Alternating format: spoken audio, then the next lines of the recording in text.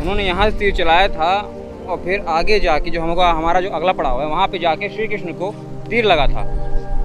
चलाया यहाँ से, तीर लगा वहाँ पे।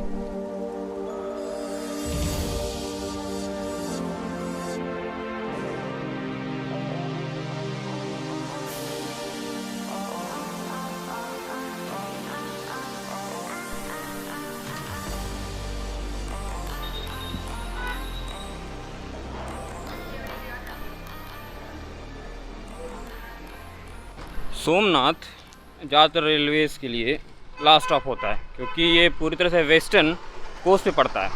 और अगर आप सोमनाथ से किसी प्रकार से मिस करते हैं ट्रेन वगैरह, बस वगैरह कहीं जाने के लिए, तो घबराने वाली बात नहीं है। यहाँ पे वेरावल रेलवे स्टेशन है और यहाँ से लगभग 7 किलोमीटर पड़ता है। तो आपको अगर सोमनाथ के लिए डायरेक्ट ट्रेन नहीं मिलती हैं, बस नहीं मिलती, तो आप वेरावल तक आ सकते हैं। और वेरावल 7 किलोमीटर है, यहाँ पे अच्छे से कनेक्टेड है।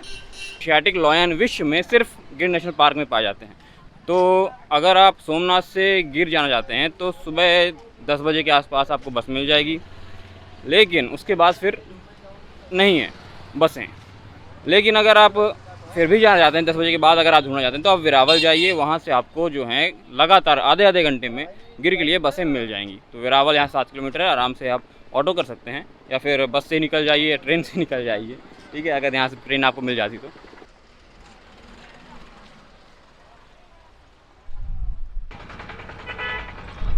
श्री हमीर राज सर्किल इसी के सामने है, तो आप निकल जाइए तो सोमनाथ मंदिर पड़ जाता है। खैर यहाँ पे फ़िलहाल सब कुछ खाली खाली सा है, क्योंकि कोविड के कारण कई सारे रिस्ट्रिक्शन लगे हुए थे। जस्ट हम लोग कोविड से भी निकले हुए हैं, तो फ़िलहाल सब खाली है। दर्शन का टाइम यही है कि सुबह आप 7-8 बजे आ जाइए। हाँ, एक बात याद रखिएगा कि यहाँ पे है सोमनाथ मंदिर ट्रस्ट, उसकी वेबसाइट में चले जाइए।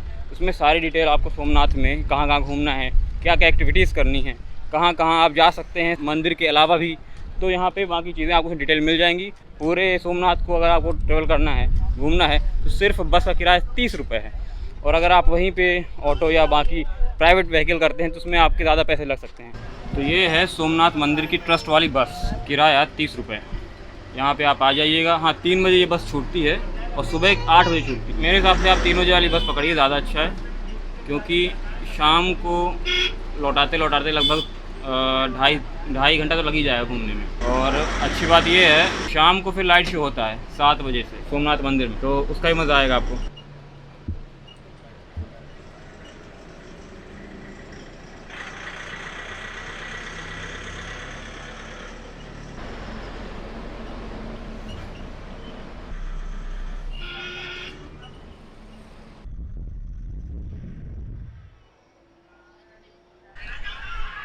तो भीड़ भंजन हमारा ट्रस्ट वाले जो बस का है पहला पड़ाव है।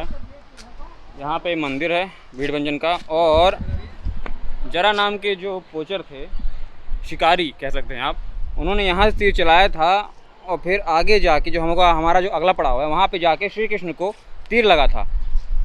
चलाया यहाँ से, तीर लगा वहाँ पे। और खैर यहाँ से जाना अंदर मना है समुद्र के पास, क्योंकि समुद्र में अगल बगल कई लाइकन्स आप देख रहे होंगे, कई सारे लगे हुए हैं। शंकर जी की यहाँ पे शिवलिंग बने हुए हैं, वो एक दिख रहा होगा दूर से। और दूर से जो बस के ड्राइवर उन्होंने मना किया है कि यहाँ पे नहीं जाना है। जा सकते हैं जब आप अकेले आएँ, ट्रस्ट में अगर आप आते हैं तो फिर आपको वापस चढ़ने नहीं दिया जाएगा, इसलिए गलती ना करें। रास्ता किधर से, रास्ता ढूंढो जल्दी जल्दी।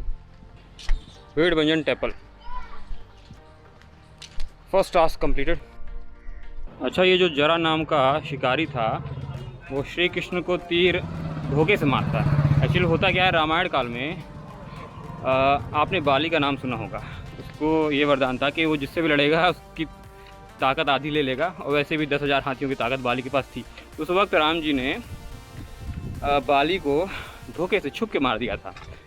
तो कहते हैं ना कि आपने इस जन्म में आपने बुरे काम किए हैं, बुरे कर्म किए हैं, तो अगले जन्म में आपको भुगतना पड़ेगा। तो श्री कृष्ण को एक तरह से धोखे से ही तीर लगा, और कहते हैं यहीं से फिर द्वारका का पतन शुरू हो जाता है। तो जरा एक्चुअल में बाली का ही पुनर्जन्म था।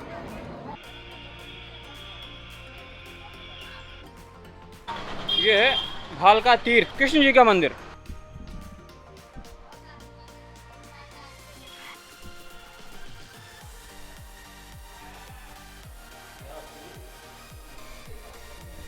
यशोमती मैया से बोले नंदलाला, राधा क्यों गोरी मैं क्यों काला। जो जरा नाम का शिकारी था वो बैठा था शिकार करने हिरणों का, और कृष्ण जी यहीं पे काफ़ी वर्षों पहले जंगल में बैठे हुए थे और रंग था उनका काला और वो चमक रहे थे एकदम से। तो जरा नाम के जो शिकारी थे उसने ये सोचा कि वो हिरन है और मार दिया तीर, और ये तीर धोखे से लगा श्री कृष्ण को पैर में, और कहते हैं कि उसके बाद फिर कृष्ण जी का साम्राज्य यादव कुल ढहने लगा था।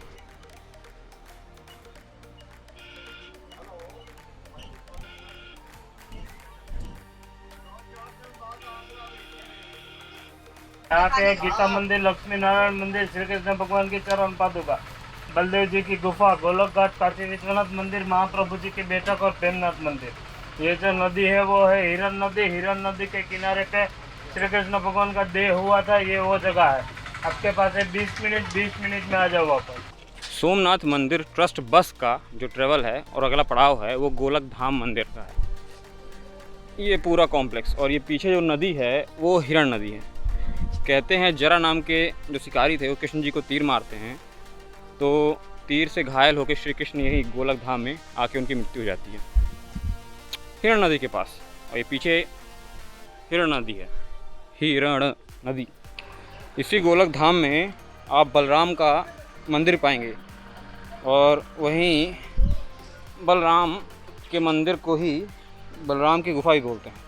वहाँ पे उनके शेषनाग का चित्रण है, क्योंकि कहते हैं कि शेषनाग के अवतार थे बलराम जी। तो यहाँ पे 3-4 मंदिर और हैं। तो गोलक धाम आएंगे आप तो कई सारे मंदिर और हिरण नदी जहाँ पे श्री कृष्ण जी की मृत्यु हुई थी वो भी जगह आपको देखने को मिल जाएगी। एक ताज़ा खबर है, अगर आप गुजरात के सोमनाथ जी आते हैं तो हमारे जो साथी कंपेनियन हैं बस में थे, तो हम लोग ऐसे ही सामान वगैरह ले रहे थे। यहाँ पे 10 रुपए के सिक्के नहीं चलते, मतलब चलते हैं एक तरह से ऑफिशियली, क्योंकि हम लोग की विधि धारक मुद्रा है।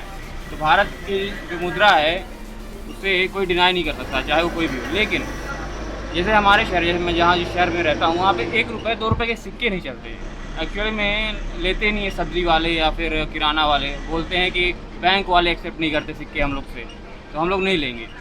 तो बड़ी दुविधा है। यहाँ पे 10 रुपये के नोट चल जाएंगे, 1 रुपये के सिक्के, 2 रुपये के, 5 रुपये के सिक्के चल जाएंगे, 10 रुपये के सिक्के नहीं चलते, पर्टिकुलर 10 रुपये के सिक्के। ऐसा क्यों है, ये विचार का विषय है। चलो भैया, ये जो पीछे जो रास्ता जा रहा है वो है सूर्य मंदिर, 5 पांडव मंदिर और हिंगलाज माता जी की गुफा। 5 पांडवों ने एक ही रात में जो गुफा बनाई थी हिंगलाज माता जी की, ये वो गुफा है। गुफा में जिसको सांस की दिक्कत है वो गुफा में मत जाना। तो सोमनाथ ट्रस्ट बस का अगला पड़ाव है सूर्य मंदिर। ये रहा।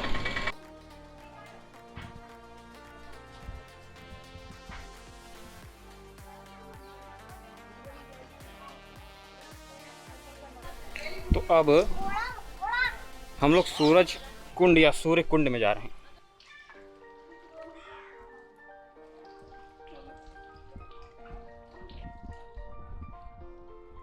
एक सूर्य मंदिर दिख रहा है सामने, और उसके सामने है कुंड। पैर धो के फिर अपने सर में पानी छिड़कना है। कथा हम लोग जानते नहीं हैं, ऐसा क्यों करना है ये नहीं मालूम, जब मालूम पड़ेगा अगली बार करूँगा।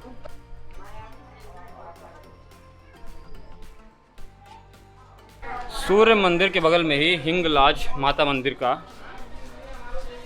है, हिंगलाज माता मंदिर, और वहीं पे पांडव गुफा है। काफ़ी छोटी गुफा है, तो ऑक्सीजन जो है वहाँ पे बहुत कम आता है, तो जिनको सांस की प्रॉब्लम है वो वहाँ पे न जाएं। शारदा माता मंदिर, हिंगलाज माता मंदिर के बाद का अगला पड़ाव, और यहीं पे आपको आदि शंकराचार्य जी की गुफा और शंकराचार्य जी उनकी गद्दी है एक।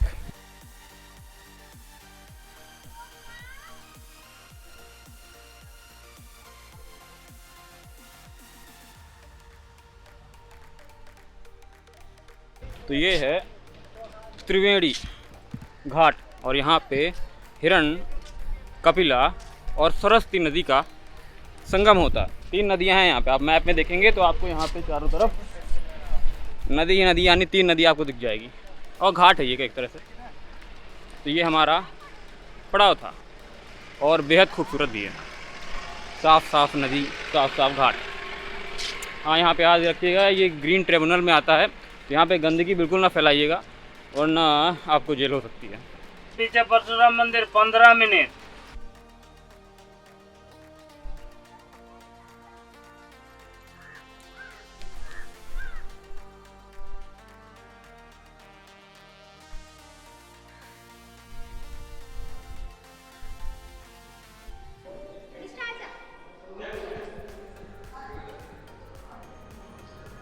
श्री राम मंदिर के ही पीछे प्रभु श्री परशुराम जी का मंदिर है।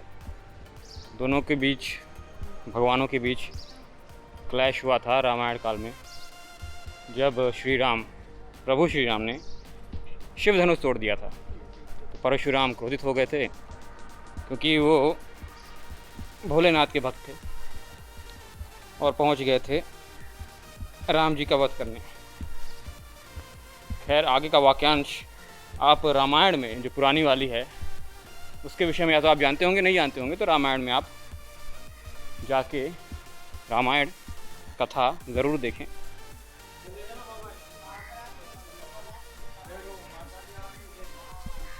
परशुराम मंदिर के सामने एक छोटा सा कुंड है, यहाँ पे कई सारे कुंड हैं।